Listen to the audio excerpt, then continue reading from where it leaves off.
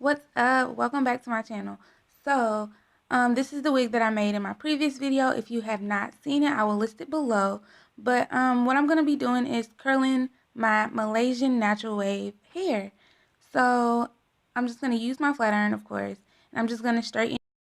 I did straighten it on, I think it was like 450, and that's the highest my flat iron goes. And as you can see, the hair straightens really nice, and it pulls the waves out really nice.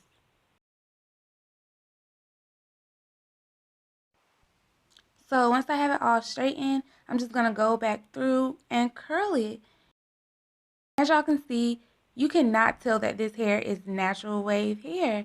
And I love it. I love the versatility of going from wavy to curly to straight and it looking nice. So yeah.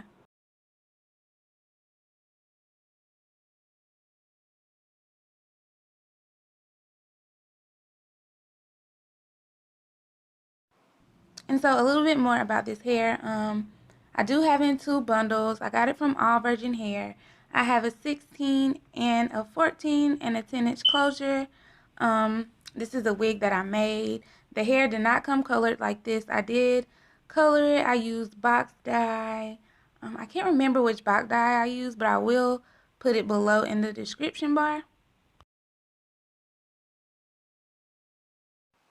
So once I'm done curling it, of course I'm going to comb my curls out. This is going to give it more body. And to me, they just look gorgeous once they're combed out. So yeah, that's what I'm doing, just styling it.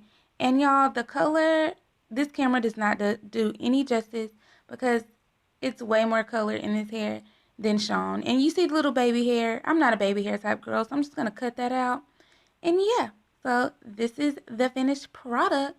I hope you guys like it. Please like, comment, and subscribe. Do not forget to follow me on Instagram at Slayed by Tamia.